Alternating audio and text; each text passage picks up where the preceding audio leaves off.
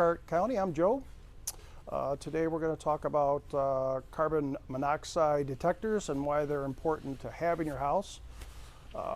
Many of you are probably saying, well, so we don't die. And that's right. Every house should have them. There's a lot of deaths that happen throughout the year, either because they're not operating correctly or people just don't have them. So that's number one.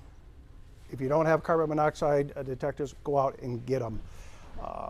The common mistake people do is they just place them in the basement. You do want to put them in the basement, but you also want to put them on each level of the house, have at least one. Another important thing to consider is if they're battery operated and not hardwired,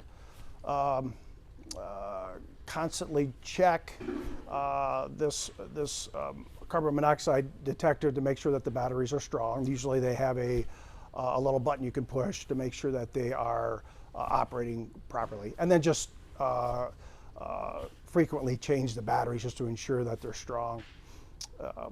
Also, placement of these carbon monoxide detectors are very important. You don't want to place them. Most people make the mistake of placing them too high, putting them in the ceiling, putting them up high like smoke detectors. Carbon monoxide, the gas itself is heavier than air, so when it leaks and the levels that are going to do you harm, it's going to hover more towards the ground. So you want to place them closer to the ground, usually in that 3 to 5 feet range. You know, if they're in bedrooms, you want to place them right about at the level where you're sleeping. So if the levels do get high, you're not going to inhale this gas and not know it. So those are just a few common sense things towards carbon monoxide detectors and things to consider this season. Thank you so much.